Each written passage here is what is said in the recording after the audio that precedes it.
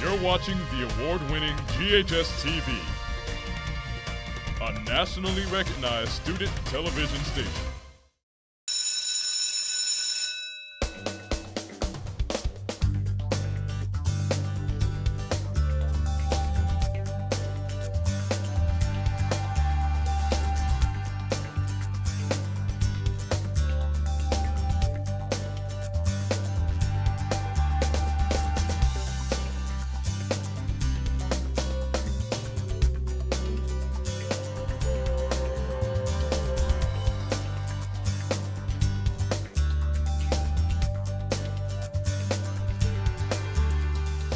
Welcome to a special edition of Shelby County Schools Report. This program is a collection of our School of the Month features, highlighting schools right here in Shelby County. On April the 24th, Shelby County School Board voted to merge Manor Lake Elementary with former Jeter Middle. What did we start with? So it's a new experience. It's a new experience for the faculty, it's a new experience for the administration, and it's definitely a new experience for the students. What were some of the words that the author used to describe these toys? I use and both. I love the diversity of learning that's going on in the building, because a K-8 school, really you have three different schools. You have a K-2 school, you have a 3 through 5 grade school, and you have a 6 through 8 grade school. The content is very different, the learning is very different, and you have to be up on that for them to be successful. 60 seconds. Who's got me? Who's got me? A lot of people think that it's a K-8 school. Oh, I mean, I want my children there. But our children, they don't always blend together. There is a K through 5 side, and there is a 6 through 8 side. And so those students are separated most of the time, but then they come together when it's necessary. The older kids give our younger kids a great model to follow. The younger kids give the older kids a great model to follow when it comes to energy and enthusiasm. And honestly, for a principal like me, it does my heart good to go into those lower grades sometimes, because they're always so excited, you know, even when they're not doing what you want them to do, but they're still so excited and lovable. So it's just leading a great energy in the building. Patterns when I walk, patterns when I talk, patterns in my brain, patterns down the drain. I like Jeter because the teachers are willing to help you learn, and they really seem like they care about every student in the school. It's fun. You can learn a lot of stuff. You can do a lot of stuff. We work together, we play together, we are a family. You said it right. High five. I would say I'm more like a second mom / teacher to my students. I like my teachers because they're helpful. We care about them. We definitely build a better culture in this school and a climate where they feel comfortable. Make me a race car. We have an extremely dedicated staff here. It is so amazing how much time they put into this place. In all of my years of education, this is the most dedicated team I've ever worked with. There's nothing wrong with that. I just want to know your thinking on why you picked that type of staff. Jeter has changed my life. I wanted to follow my children. I wanted to make sure that when my children hit this building, that they knew that they had some support and that they were going to experience some things that they had already experienced and get a feel of some other things. A lot of people think that our children in this area are not intelligent or they're not smart enough to be successful. It's because of the absolute horrible things that they have to deal with in their lives on a daily basis. The order of magnitude was the what? Same. Beautiful. If we can catch them at these young ages, we can equip them and make them ready. By the time they hit the 9th grade, they will have a successful life. All right, can we get a Wellness Wednesday? Our children in this area, and a lot of children in Shelby County, they face a lot of adversity. So what we've decided to do as a school is to dedicate one day every single week to their development, their social and their emotional development, and that's what Wellness Wednesday became. So you need physical activity along with fruits and vegetables. They go to different teachers and talk on various subjects, making them not afraid to share, tell someone, or ask questions around the school to any adult or any other peer. Children in the beginning, they were like, okay, Wednesday, we don't have to go to class as long. But now they actually ask, what's the topic? What are we going to talk about this week? We talk about bullying and stuff that goes on in like life that can help you out.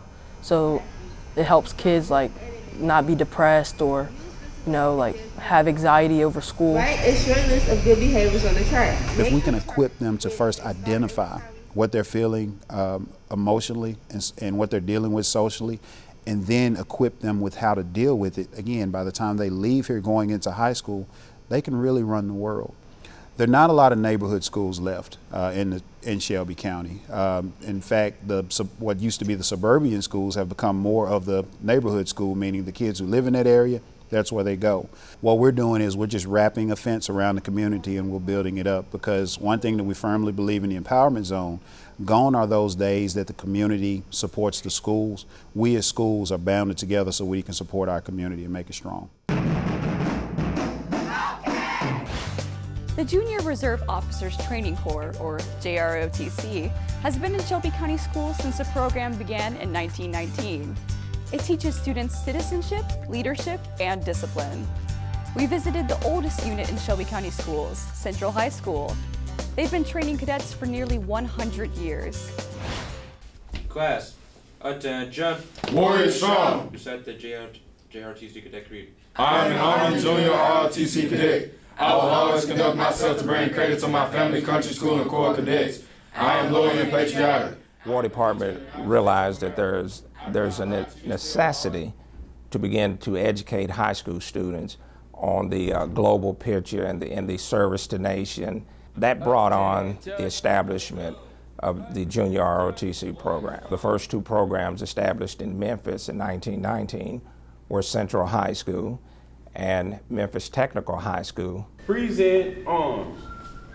It's the only course in the public schools that really teaches pure leadership. Remember, leadership is not easy. I teach them how to be a leader, how to communicate, how to earn the respect of your peers here. It doesn't say giggling, it just says Bill, just put it there. We want to prepare kids for any career that they want to. And of course, if they do seek to serve the nation, JROTC is an excellent program to prepare them for that. One normal step, not one of those giant steps, and you're not trying to keep up with them. I'd always wanted to be in the military. I wanted to join the military, and I'm going to join the military. We do enhance students with the skills if they desire to go on to become soldiers or sailors. We do give them the additional skills that will make that transition. We're not a recruiting tool for the armed forces. We're strictly a leadership program. That's what Junior ROTC is about. That's what makes it so unique. We teach them what leadership is. We teach them the history of leadership. It also teaches them about citizenship, responsibilities of citizenship, and sit there and take pride in being a U.S. citizen and pride in their country. I am an Army Junior ROTC cadet. I will always conduct myself to bring credit to my family, country, school, and the Corps of Cadets. Junior ROTC is available for 4 years. If you take us for 2 years, it takes the place of lifetime wellness.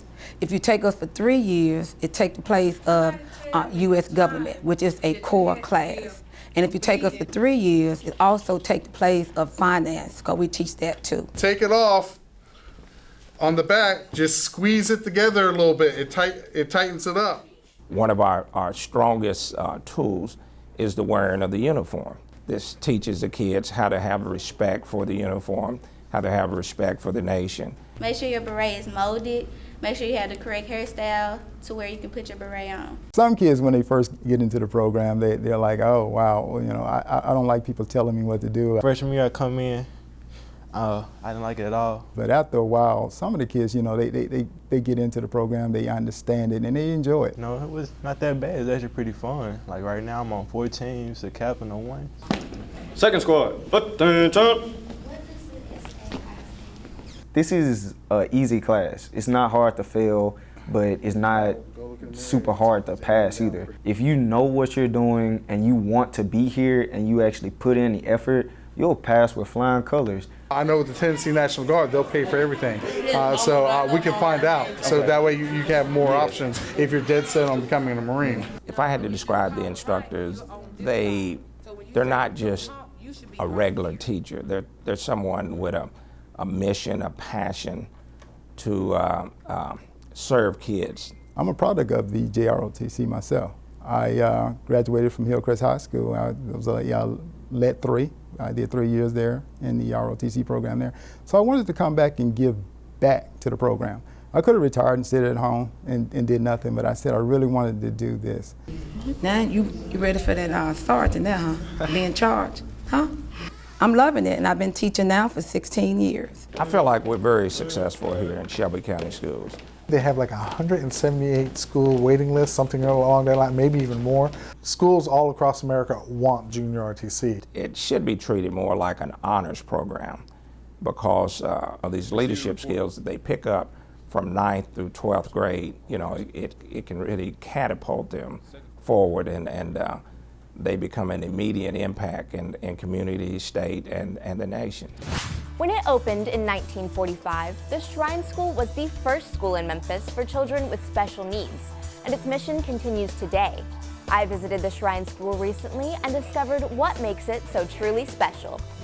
Good job, Jafar. There is no other school within the district that does what Shrine does. Tucked away in a Memphis neighborhood is a school that is fostering the minds of Shelby County's most special students. The children come to the Shrine School because they have a big medical need that cannot be met in a traditional setting.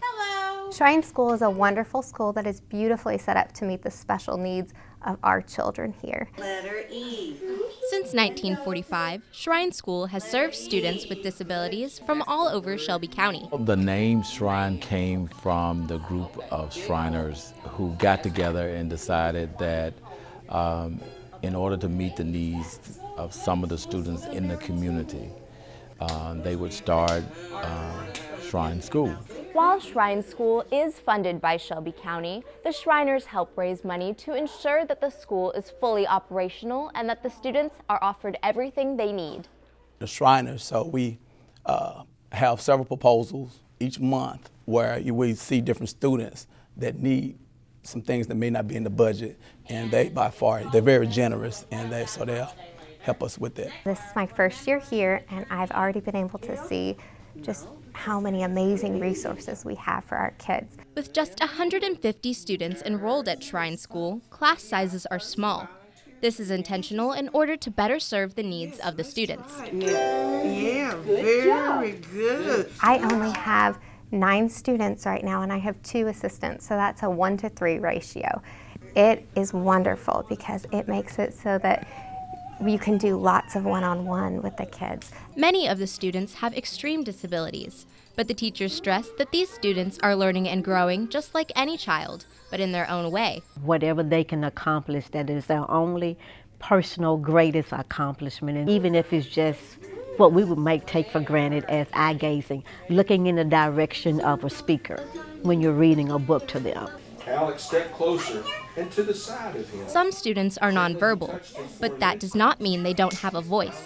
Shrine School teaches them how to express themselves and find their voice inside. A kid that some people would look at and think they can't speak, but I get to sit there and go, no, there's so many other ways that they can talk. It's not all verbal. You can sign, you can exchange a picture, you can talk on this communication device. It can speak for you. That's your voice. So giving a child another way to communicate just makes me so happy. When students are not in the classroom, they're in the pool. And it's just therapeutic for them to get out of the chairs and just feel like they're floating. Or on the court. We have a basketball team, and with the basketball team, we have the students that some can get out of their chairs and do it, and then some shoot. And of course, no school experience is complete without a prom. We have a prom.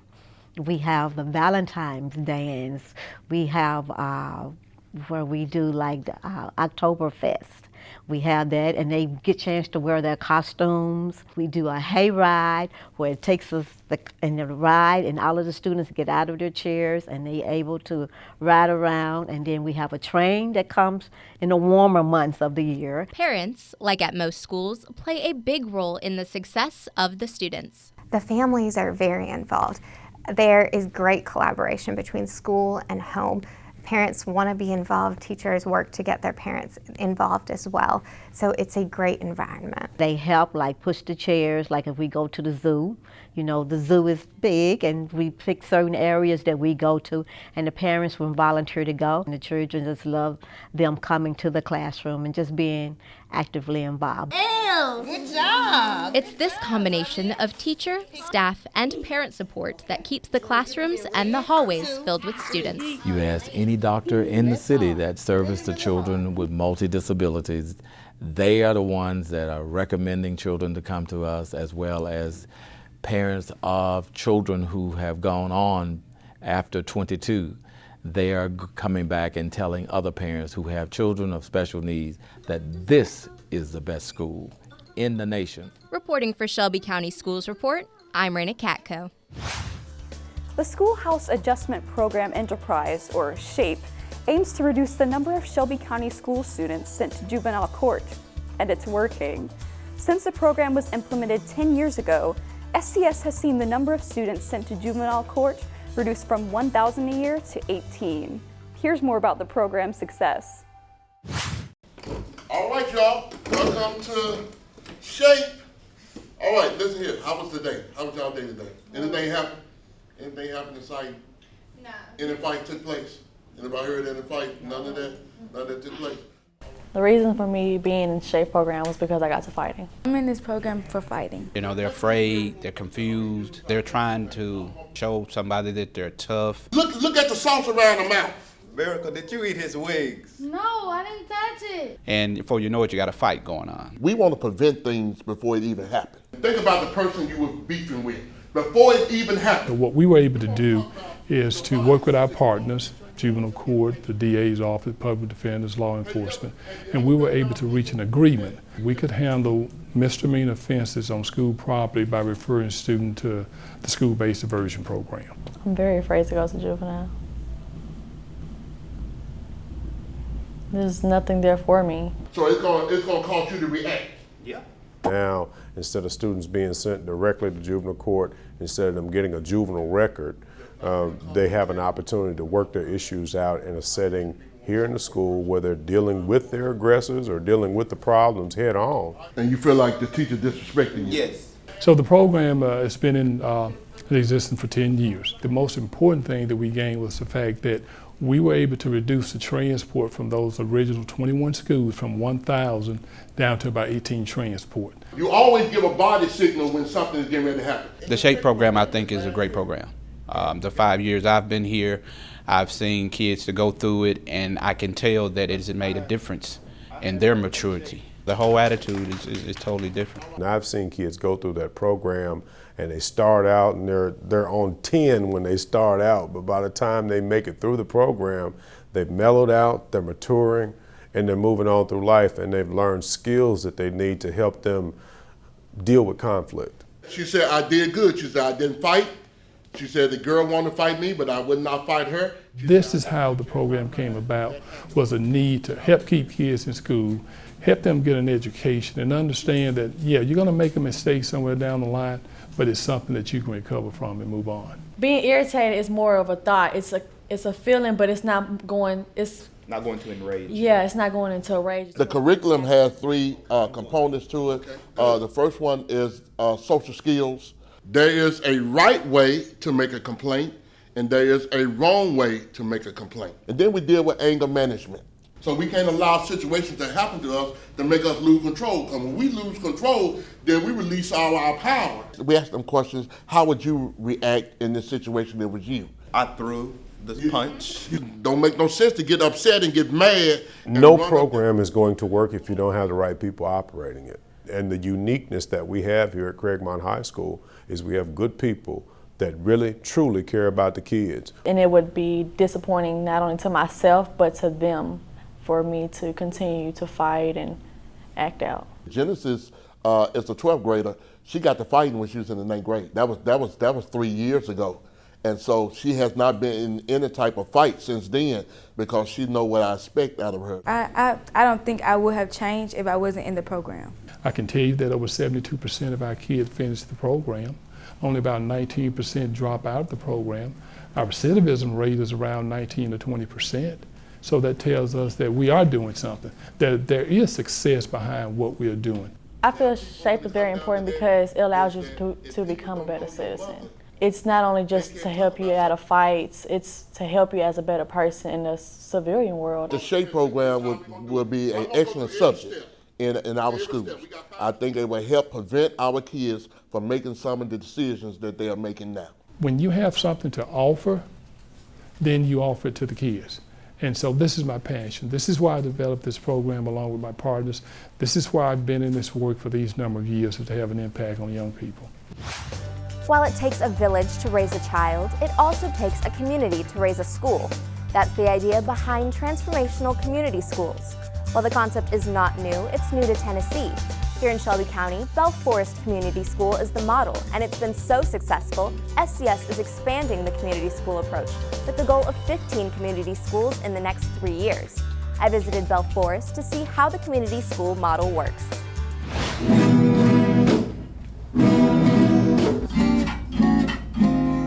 All right, very great job today. We all are definitely a unique family. We've all grown together, so we all know what works for each other. Bell Forest is not just a school. We are an institution for learning. It's a learning place. Let me see. I think I saw a dog.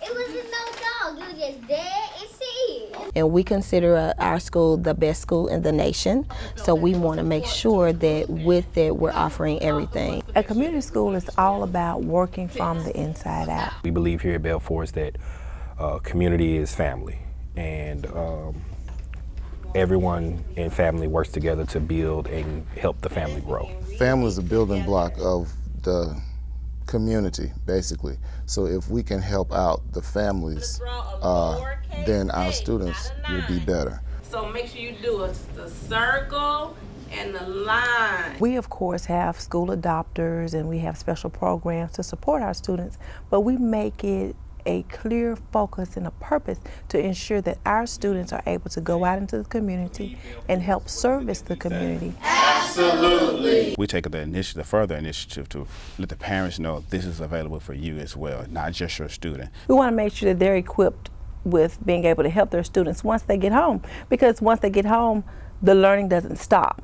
So we offer sessions so that they can be empowered to be able to help their students with expeditionary learning and Eureka Math. So we want to make sure that they have an area to come to if they want to come and exercise with us. If they want to come and paint with us, they can come and paint with us. If they want to come and learn more about how to make themselves better. It makes me feel more confident in myself, and it lets me know that no matter what I go through, my parents will be there. Hello there, how are you? How are you? One of the things that students can get out of our community schools specifically, which is kind of weird, I feel like we're a community school, but I feel like we should also kind of be like an arts infusion school.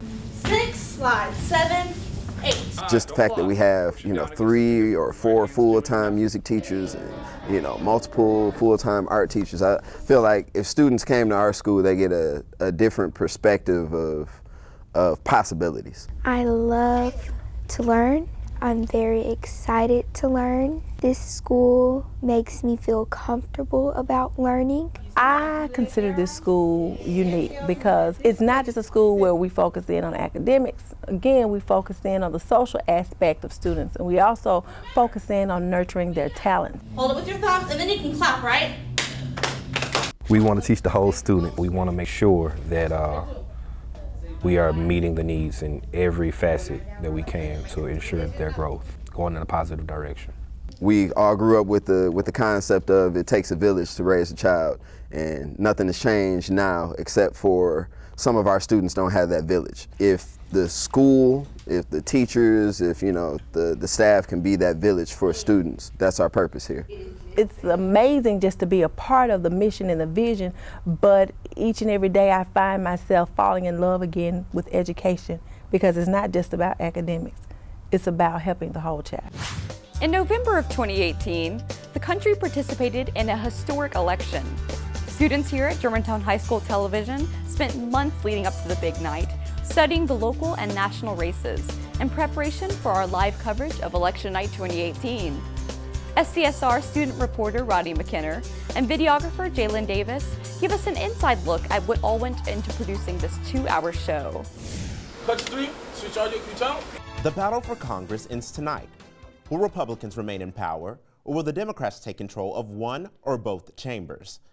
Hello, and welcome to GHS-TV's award-winning coverage of Election Night 2018. Our election night coverage is different from anything you'll see on the local news and even national news. High levels of media coverage have For brought more than 3 attention to decades, several GHS-TV's live coverage of Election Night has been the go-to show to provide the most accurate election result. We have the Tennessee governor's race. The New York Times is reporting that with 17% of the votes counted. Election Night is a bi-yearly show that we do here at GHS-TV where we analyze results from all over the country. And the question we all want the answer to, will Democrat Stacey Abrams make history as the first African-American female governor in U.S. history? It's really a chance for students to get involved with politics. They didn't have any previous knowledge about it, which is important in today's political climate. Our anchors really take the time to study each race. You put the news source, percentages, the votes, and you go. And they're able to talk about the results in a more analytical way. Republicans think that Scott's popularity is what's going to help him win this election. But Nelson probably has a small lead against polls for this year. 40 students are involved in the 2-hour live show. It is entirely student-produced, student-run, student-hosted. Election night is intense. Among all of the shows that we do, this one has the most information that the students are studying for a long time. My process has been full of research and flashcards and going back and forth over the states reviewing and making sure that I know what I need to know. It's a lot of work, but it's fun. Preparations for Election Night start before the school year begins. We really kind of start in the summer, prepping kids about these different races. Governor's races around the country are wrapping up, and we start in September really working on each race. So in that term, the prep work for election night starts months in advance. My role for election night is the gubernatorial anchor, which means I cover everything prior to governor's races, from knowing the candidates to their party affiliations and more. Florida has a big decision tonight, and the candidates cannot be more different in ideology. It's an ongoing process. Like, you just build on stuff you already have. You have your polls or the information about candidates, and then there's updates, so you have to update that. And not only that, you also have to get new candidates, so it's just a lot of ever-changing information. We have to get the students up to the knowledge level that their counterparts would have on other stations, and that's not as natural, I think, for a 15, 16, 17-year-old. The hardest part about it really is the setup, getting all of the information, knowing what we want to put on screen, making all of the graphics that we put on screen, setting up the format and knowing where we're going to go, when we're going to go to it, and why. I've never done a broadcast of this magnitude before, so it's going to be interesting to have live updates during the actual show and just be doing a live show in general. The main purpose of Election Night is to encourage teens to learn the importance of politics. The changes that are made in the government and in politics and in the world around us affects us more than anybody else. Even though we're not eligible to vote, it's still something that is affecting us in a good or a bad way. But right now we're going to take a short break. GHS-TV's live coverage of Election Night 2018 will be right back. Reporting for Shelby County Schools Report, I'm Rodney McKinnon.